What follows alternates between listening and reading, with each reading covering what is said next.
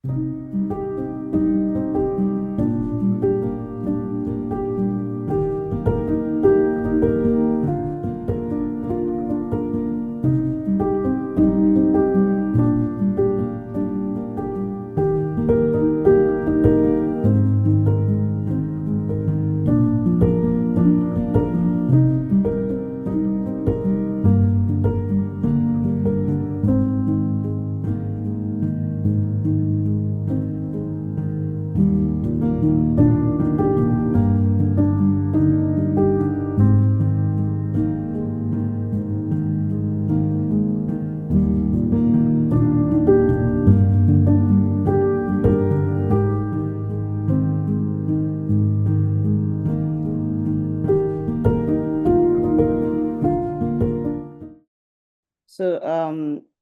we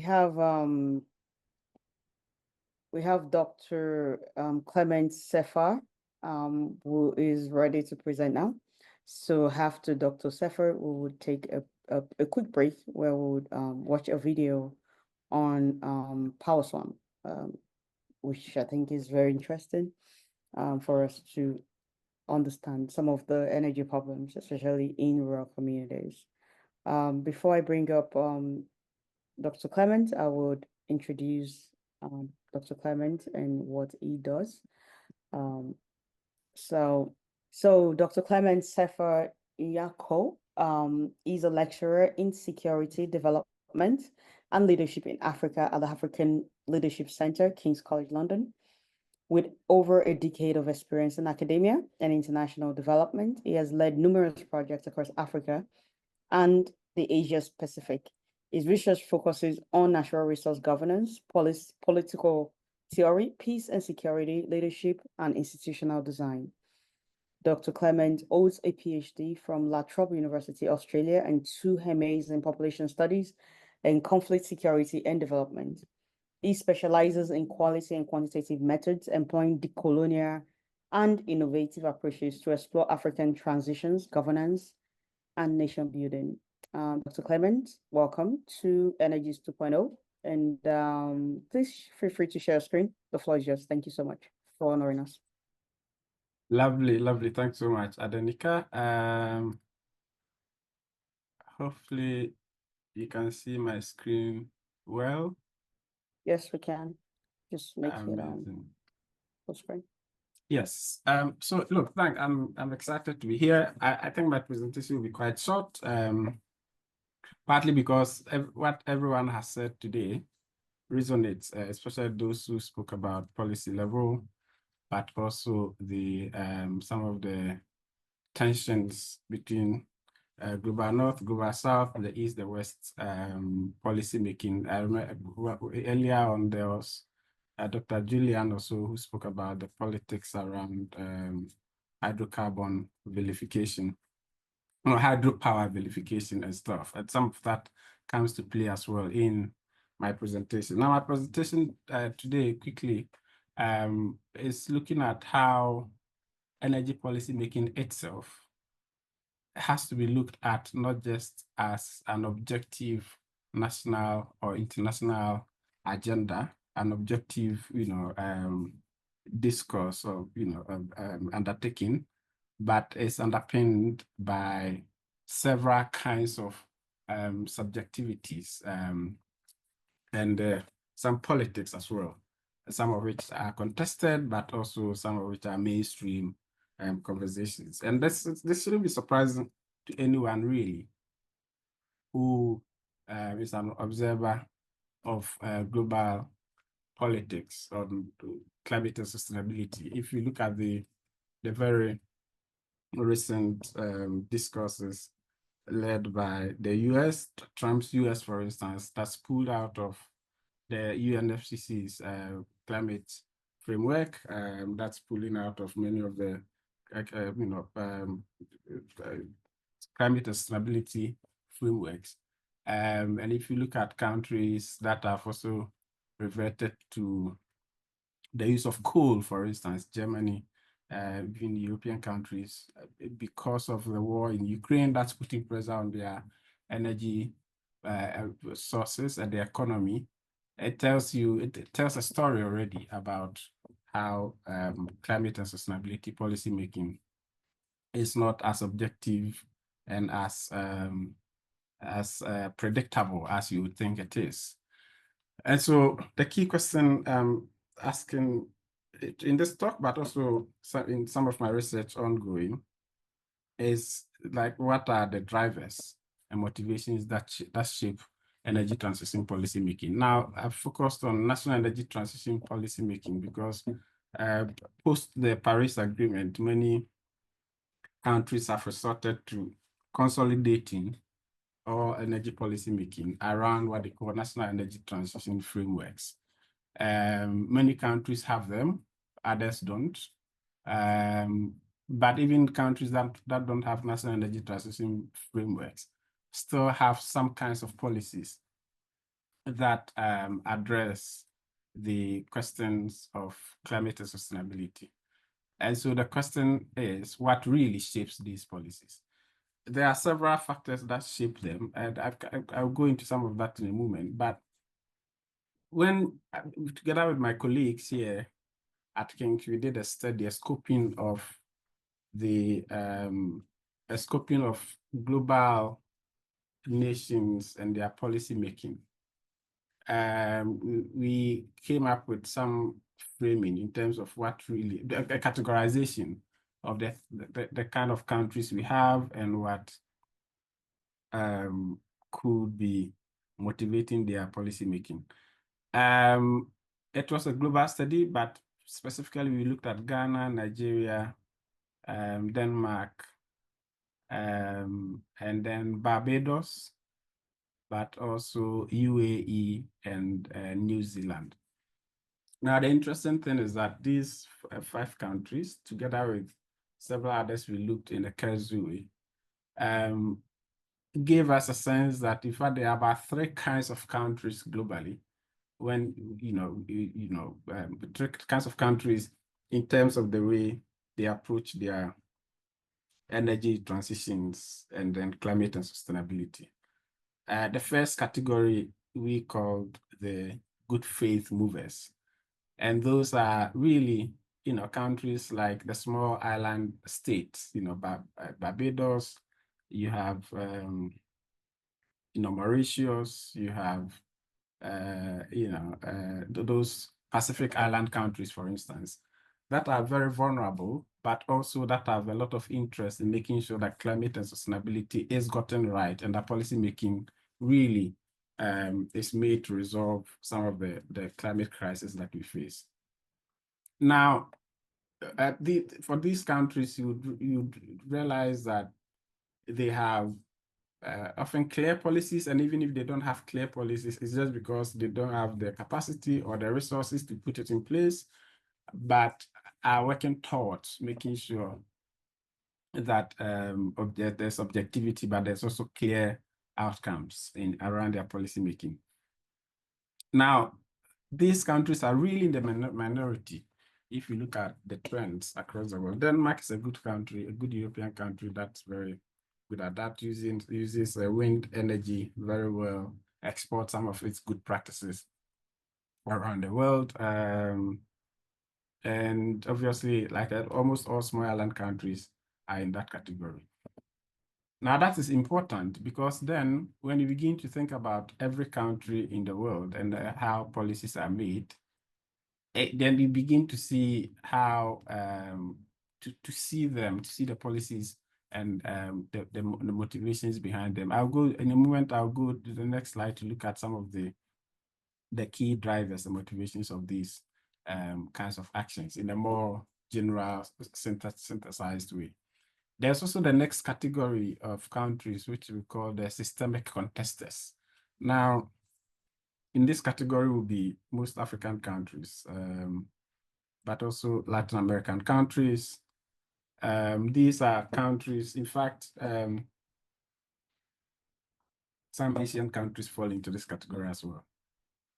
Now, they ask very important questions, partly because the transitions have become very Western-centered to the extent that it does look like it is a Western project to transition to net zero.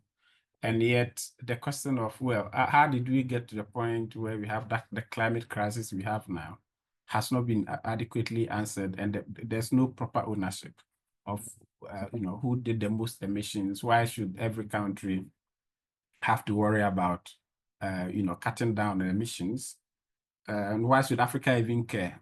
Because in Africa, you have the entire African continent contributing to less than 4% of the global emissions. So why should African countries care, for instance? And there are critical questions that countries like Ghana, Nigeria, even South Africa are asking.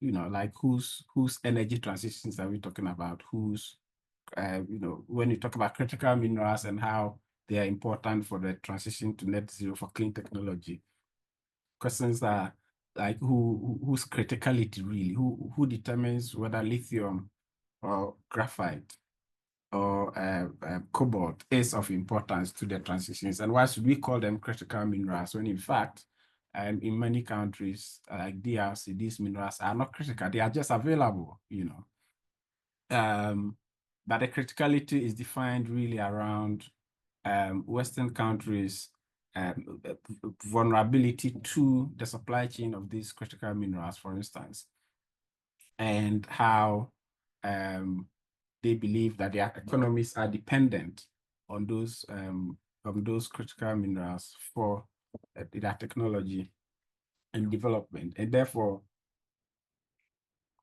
any mineral at all that has significant impact on their technology, but which at the same time has supply chain vulnerability, those minerals are often classified as critical minerals. And there are so many minerals that are very important for the energy transition, for the clean technology, that are not classified as critical, partly because their supply chains are not at risk of the disruptions. And so, so there are all kinds of questions around energy policy making, therefore, that countries within the systemic contesters category are asking, the question that they are asking around, well, why should we even see the energy transition as an urgent thing to do, for instance. And Ghana is a typical case. I'll give you some examples of some of the high-level political rhetorics around the energy transition framework that was developed, and why, for instance, the country decided to set 2070 as the net zero target year rather than 2050, and many other factors there. So those are the systemic contesters, countries that say, well, it's important, but well, it's not as important to us as we think. But also, even if we want to be part of that process of the global movement towards the transitions and sustainability, we want to do it that way. We care, but we want to understand, we want to have a proper conversation about that. Then there's the third category, which we call the laggards. Laggards, partly for a number of reasons. First of all, some countries don't care about energy transitions. Some countries don't have the capacity to develop policies that can respond to the needs of the climate problem. But also, some countries do have policies, but they don't implement them. If you look at the US, for instance, and like the example I cited earlier, where Trump has decided that, well, drill, baby, drill. Let's drill the black gold and make the world feel the presence of fossil technology. You have other countries also that are not really very explicit about defying the global standard, but just have certain degrees of double standards. The UK is a typical example where on the one hand, it wants to reduce emissions and promote clean technology. On the other hand, they are reissuing licenses for the drilling of new crude oil in the Northern Sea, for instance. Typical example of, well, Nigeria, for instance, should move away from dependence on crude oil and petroleum. But we are issuing licenses in the Northern Sea anyway in the UK. So, there's always that disparity, and these countries become what I refer to here as laggards. So these are all kinds of overarching framing that we should think about when we are thinking about energy policy making, so that we are not being naive about the fact that there's a certain transition happening and that every country is moving along that line. Now, I'm focusing, I'll spend the next 2 or 3 minutes to talk about Ghana as a case study here, because Ghana, we classify it as a systemic contester of the energy transitions, partly because of a number of rhetorics that state officials give around the energy transitions. Ghana is one of the first countries that developed a national energy transition framework. And so, on the face of it, you clap for the country and say, yeah, you've done well, you want really to transition to net zero. But if you look at the details, for instance, whilst the UN is proposing that the countries should aim to transition to net zero by 2050, the Ghana set its target as 2070 and said, yeah, we are not in a hurry to transition. Even if it takes us 50 years to transition, that's what we will do, really. So basically saying, look, we want to do it, but don't rush us, right? It is also very interesting, the country, because whilst the world is moving towards renewable technology in the transitions, Ghana has said that by 2070, when it is hoping to transition to net zero, renewable technology will be only 20% of its energy mix. What will be dominant is nuclear technology. The question really is whether the country does have the capacity or even the technology to transition with to transition to net zero with nuclear technology. But that's what the country has decided to do. That's quite interesting also. But it begs the question whether that transition is genuine. But even if it's genuine, really the point about systemic contestation, just trying to say, look, renewable technology is good. And even if hydrocarbon is what we have, we will burn it until we finish it. And then even when we are done, we are not going to go to renewable technology. We are going to go to nuclear. That's problematic. Your nuclear is not the safest, even if it's one of the cleanest.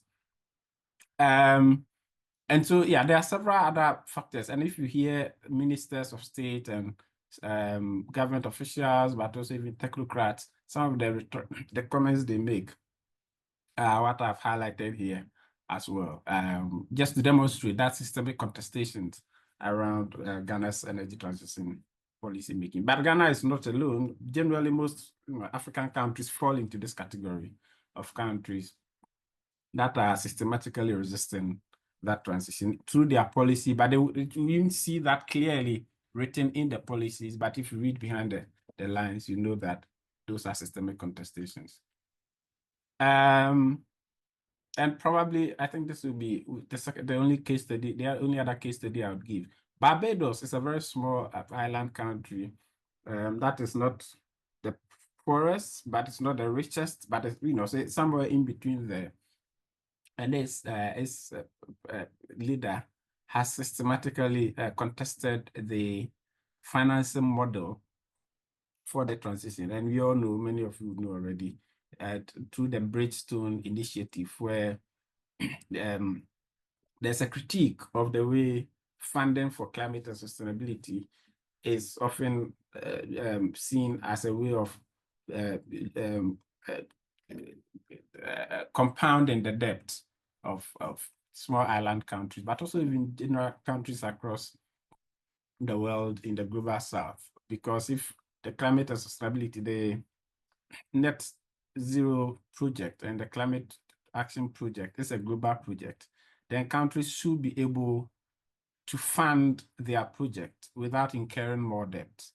And yet that's what we have. We don't really have like a financing model that exists for every country in the world, especially those who can't afford and have to leave their fossil technology for something else. If you look at Nigeria or Ghana, or indeed many developing countries, or Nigeria and Ghana, typical examples, they depend substantially in recent years on petroleum for their economic development, but even for their GDP. Nigeria, typical 80% of GDP has always been, until recently, though, from petroleum. And so if they have to leave petroleum aside to do something that's to develop other technologies, who is going to fund this? Small island countries are even more vulnerable, but they don't have the resources. So the Barbados leader, Molly, has come up with this Bridgestone initiative to look at other kinds of models that bypasses the IMF and the World Bank models to fund some of the climate and sustainability projects in small island countries. That's applicable to other countries. So that's really also going against the model that the West and the world is using. There are critical comments about this, how successful it's been, how scalable these models are, but that's a conversation that's still on the table and it's worth highlighting. So I'll end here by looking at the generally three drivers of the energy transition policy making. The first driver is around politics. So the politics of things. So really even the question of what justice means, what equity means, and how that the conceptualization comes to benefit the domestic economy comes to play at this. So countries will be interested in things like Ghana, for instance, will say equity and justice means us using our hydrocarbons to benefit our economy and our people before transitioning to net zero. So that's a certain kind of politics around there that's at play. But it's also linked to the political economy of the transitions, where interest groups lobby governments to do a certain kind of policy that benefits their interests, but also the domestic interests as well. And then there's also the international relations dilemmas there around the geopolitics of things and whether nuclear should be chosen or not. It's also influenced by whether a country is aligned to the West or the East, Russia or China, and some of those kinds of things. And so I guess the point there that I'm trying to make is that energy transition policy making or energy policy making in general around climate and sustainability is not as benign, as simple as we would want to believe, but it's more complex and sophisticated and has to be looked at with a toothpick to be able to understand those dynamics. Thanks. Thank you very much, Dr. Clement. Wonderful presentation. I do have some questions, however, because we're running out of time. What I'll put in the chat box maybe, and then if you're able to answer those questions, that would be great. Please also, our participant, please engage our speakers in the chat box or in the Q&A, so that we can answer those questions. At this point, thank you so much, Dr. Clement. And at this point, I would like to bring in